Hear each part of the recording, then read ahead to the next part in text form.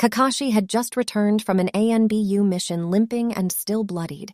He had refused to be carried by the guards to the hospital. He had helped drop off his other teammates at the hospital and was shambling back to his house. He glanced up at the Hokage statues. He didn't know why everything had gone so bad. Everything changed when you left Sensei, he thought to himself. Kakashi looked down at his wounds and bloodied clothes. Sensei would have hated to see him like this. He always tried to keep them away from battles as best as he could. Looking back at Minato's face on the rock, he really hated the guilt he felt. The eyes seemed to judge him. He had lost Obito, Rin, and then Sensei. Everything had been so cruel that he switched off as best he could, focusing more on killing as much as he could. He would take as much from this world till it was his time to fall, a day he hoped would be soon. But the eyes kept looking at him, and the statue seems to morph into Naruto for a moment and then back. Oh, that's right. There was still someone there. He remembered Naruto, Sensei, and Kushina's son that had been born that fateful day. He didn't blame him as some of the shinobi did for the attack.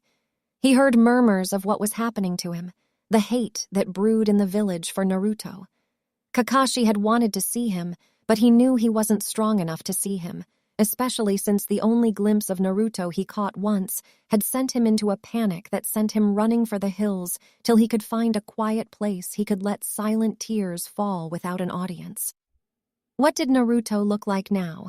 It had been 4 years since then, with the tragic events very plain on the villagers' faces. Danzo had kept him busy, and the Hokage had made a rule not allowing anyone to get close to him or adopt him. But with the sacrifices he had made for this village, he hoped that maybe this one time he would let it slide. He had seen horrors to last him lifetimes on this mission, and only 1/10 of the team had returned. He turned around and started heading for the orphanage, his form limping and blood still hanging off his clothes. The ANBU who lazily guarded Naruto were relaxing as they ate their food, and Kakashi, with his skill, easily snuck past them. He got to one of the windows of the orphanage and started sensing around for the familiar chakra of the Kyuubi, and with his Sharingan easily found him. Why is he in the back room, so far from everyone? He could see Naruto curled up on the floor against the wall. Kakashi moved toward the back room and stood there for a moment. He felt ashamed. He remembered all the things that he heard were being done to Naruto, but he had always brushed it off and not looked into it that much. He was still confused about why no one was allowed to adopt Naruto. Sensei's kid deserved way more than this, but he couldn't suddenly appear before him after not doing it for so long. Till he heard those fateful words. "Kasan, Kasan," Naruto said repeatedly between small muffled cries. "Where are you? Kasan Tusan." The cries were muffled, and he wanted to know why it was quickly answered. "Keep quiet, demon." A shout came, and Kakashi could see with his Sharingan Naruto put a hand over his mouth as tears freely flowed. "Kasan," one more broke out. "That's it, no food for you now," the caretaker said before stomping away. Kakashi could feel his anger boiling under him, but he pressed it down. If he got caught, he wouldn't be able to come here again. He didn't want himself in front of Naruto, and the boy's muffled cries gave him the answer. With a few motions, a silent puff of smoke erupted around Kakashi, and a moment later, now stood Kakashi in a female form. It was a jutsu he had copied off a shinobi a while back that he hadn't had the chance to use yet, but added to his catalog, even though he thought it was useless. He still donned his white hair and mask, a slim, shapely but fit figure. He could feel that his face was different, knew he had taken some inspiration from the photos of his mother that he looked at once in a while. The most noticeable thing was his chest, which now protruded more, and his hips. He would refine everything later. The blood was still adorning his side, and he could still feel the pain on his vibrating from it. Silently, Kakashi crept into the building, making sure to avoid the people. As he was about to turn the corner, he remembered the food. Taking some food from there would likely still get Naruto blamed for it. Next time, he thought to himself. That thought stopped him. He hadn't even seen him, but was already planning to see him again. He could guess it was a step in the right direction. He walked further into the building till he stood by the door, his anger flaring as he saw the number of locks on the doors. He did his best to put it down.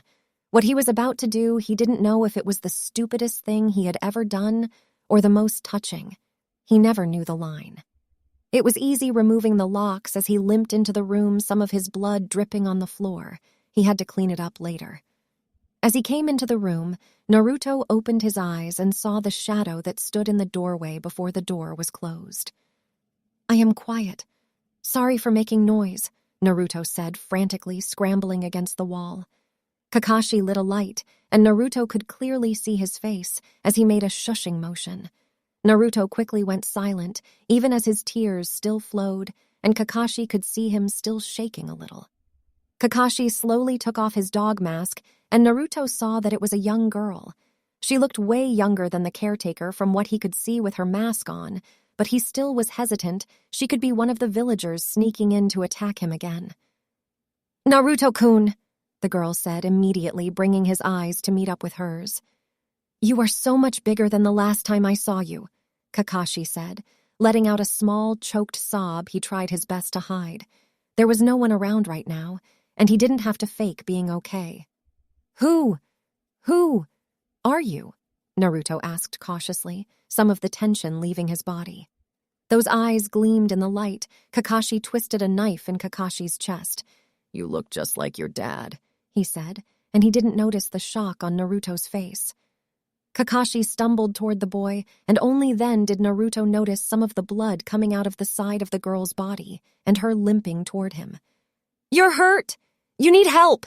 Naruto said, as he moved to get up, but the girl shook her head no. "No," Kakashi said, surprising Naruto.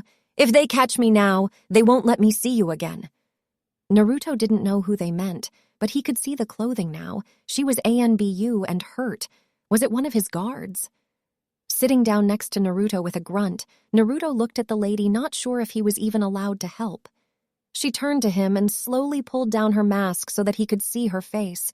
She had one red eye that seemed to stir something inside of him, and a scar over it. She quickly hid her eye, leaving her face open. Now he could see her smile more clearly, and her teary eyes. "I always wanted to see you, but they didn't let me, and I thought you would hate me for leaving you here."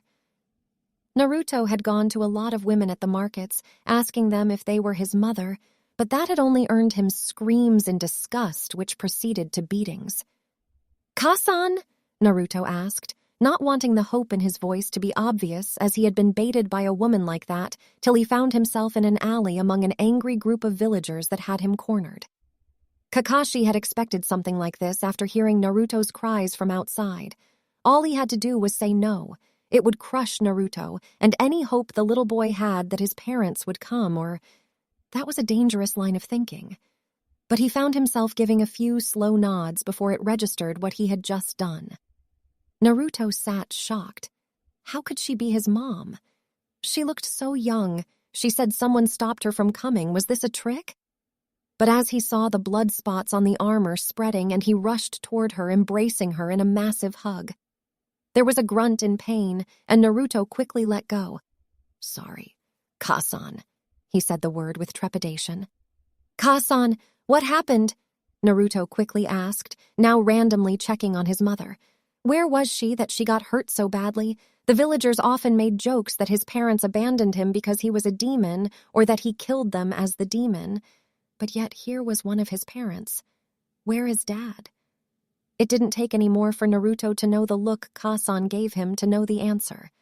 The day of the Kyuubi attack. He died. That sent a crack in Naruto's heart. One of his parents was dead, and his Kasan was before him with a lot of blood on her. The thought of losing her too after he had just found her felt like it would tear him apart. "We need to get you help," Naruto silently shouted as he tried to get up to get someone to help his mother. But she held his hand, and as he turned back to argue, she just met his face with a pained smile. "Don't worry, I will be okay. If they catch me here, they may kill me." Who were they? Naruto frantically asked himself. If they would kill his own mother for seeing him. "I'm sorry I'm not strong enough to get you out of here, Naruto," Kakashi said, doing his best to hold back tears. "I'm a coward. was scared to see you because every time I did, I saw him.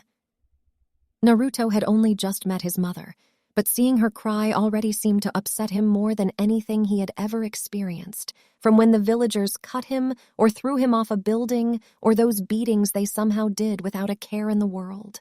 But seeing his mother cry trumped all of that, and he quickly went to hug her, more carefully this time to avoid her wounds.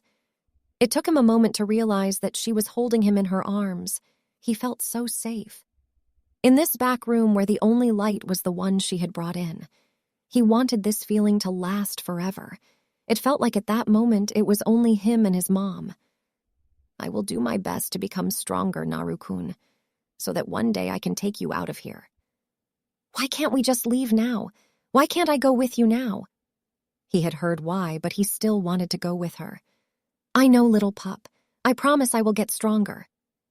Naruto pulled back, but made sure to not break her grasp on him. As he looked down at her side, he could see the blood and how she had pained breathing. Does that mean you're going to fight more? He asked, and Kakashi could hear the fear in his voice and notice his wide eyes. I have to, so that one day I can get you.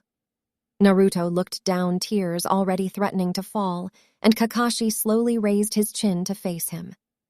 I need you to be strong for me. I will try to come more often if I can sneak inside, but I have to be careful. Okay. Naruto shook his head, but he understood. But even as Kakashi stood up, Naruto didn't release his grip. Even as his Kasan walked to the door and stood by it, he still didn't let go. I have to go, Naruto, Kakashi said, even as he held Naruto tightly. Being around him brought back so many memories that he thought he had buried deep down. I will see you soon. I promise, Kakashi said, as he had to use some force to break off his hold before setting him down. Naruto stood there gripping his mother's hand, and Kakashi kneeled before him. I love you, okay? Kakashi said, placing a kiss on his forehead before standing up and heading to the door.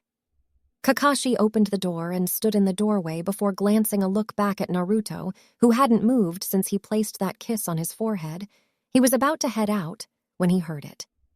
Kasan, he said, stopping Kakashi as he turned back to look at Naruto, looking at him with tears flooding down his cheeks, fist clenched and teeth grit with a face of determination. Hold on, Kasan, I will get stronger, so that I can protect you, so that you don't have to cry and get hurt again. Believe it. Kasan smiled at Naruto before uttering her final words. I know you can. I believe in you, my little pup, she said as she put back her mask before shutting the door, and just like that she was gone. Naruto wanted to scream and shout, break the door down and chase after her to make sure she was okay. But he couldn't do that. If he did, and something happened to his Kasan because of him, he doubted he would ever be able to get over it. So now he had to be quiet, get stronger so that he could become a shinobi and protect Kasan so that she never had to fight again. He could see the way she looked, tired and sad even when she smiled at him. Her hair was different from his. It looked like one of the ones from those stories the caretaker read to the other children. It was so long that it reached her back, but all that was ruined by the blood that he saw dirtying it. Kasan,